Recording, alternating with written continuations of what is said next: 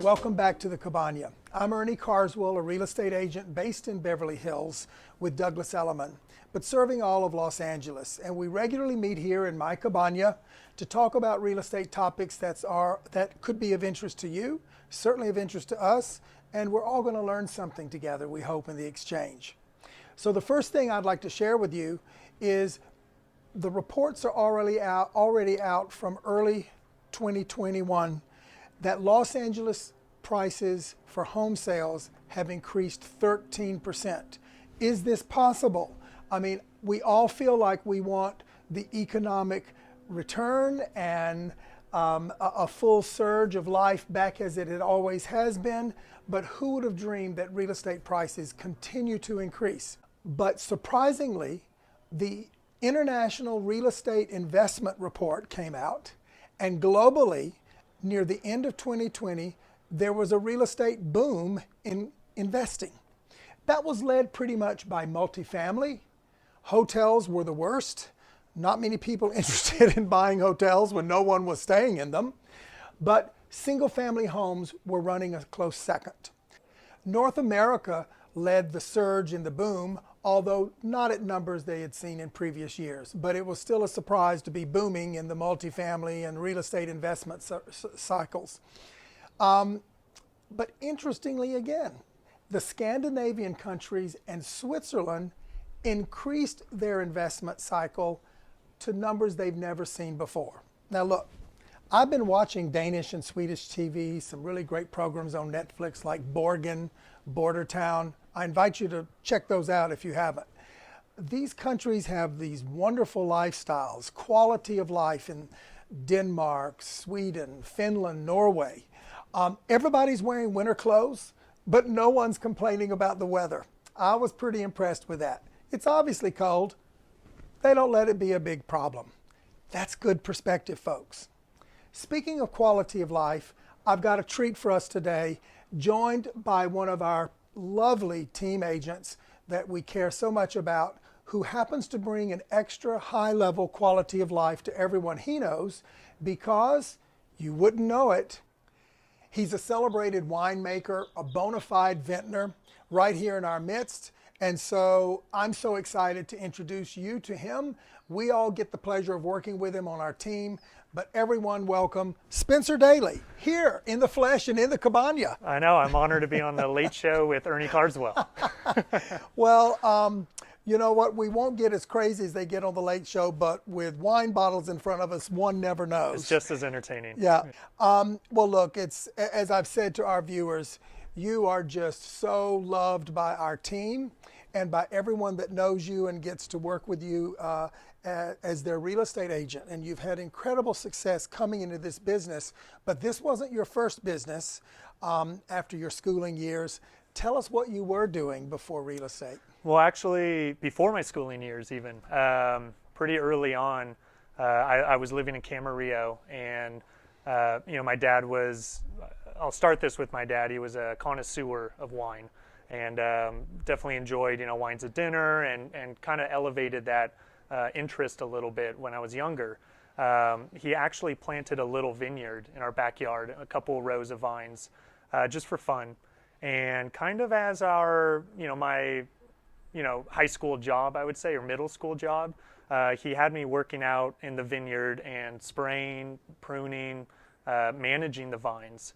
Kind of just making it up as we go. And I hated it because it was more of kind of a chore to me. Right. It was like a household chore, believe it or not, as ridiculous as that sounds. But as that grew, and by the time I was, 16, 17, we actually were able to produce wine from those grapes. And we would actually bring the fruit into our garage and make it in trash cans. We would ferment them in big trash bins and use an old Italian basket press. And just make it in the most primitive form. And by then I started to gain a little bit of interest, and maybe I'd actually start to drink wine by that age. So you didn't sneak any as a teenager? No, oh, no. Is this being filmed? I don't know. But, by then I started to, once you taste something that you've created, it definitely opens your eyes to the whole world of winemaking. Wow. And by the time I was 18, it was actually pretty good by then. At the beginning, it was terrible.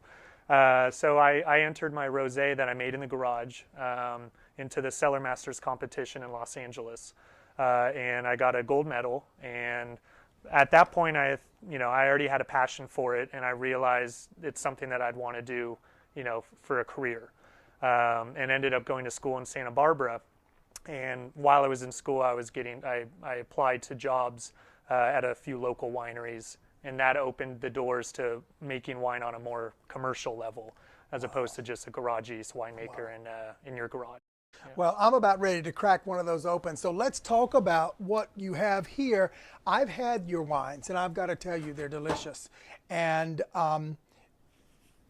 this one, I want you to just introduce our friends here, say the name and tell us about them, because I know the taste is good, but they want to know how to find it, I'm sure. Absolutely. And the one you grabbed here, the Syrah, this is a 2016, and it just was awarded last year in 2020 listed as one of the top Syrahs by Wine and Spirits magazine. Wow. In the entire United States. Wow. And also 94 points by Wine Enthusiast magazine. So I was really proud of that one. I'm going to keep that one here. That stays in the Cabana. Don't lie, you've had it before. Come on. I have. And then this one's really cool. It's a Chardonnay. I love the label on it. And that's kind of one of the fun parts about the wine industry and creating a brand like this is the creativity side of it. And that's actually a photo I took with my iPhone. Really? It's a keyboard, a piano. It's an Emerson piano, 1912, and they don't make them anymore. Well, you cultivated vines and created grapes that turned into wine. And the cultivating of clients is not very different. It's just instead of plant life, it's human life. And there's reward in both categories, but I know the clients that you've worked with, Spencer, and they just adore you, and they sing your praises because the care and the cultivation you give to them in service. They're flying in now to hear, they're hearing of the wines and coming our way. Yeah. But the cultivation and care that you give your clients must be just as focused as what you were giving all that acreage to create good grapes that brings forth wine.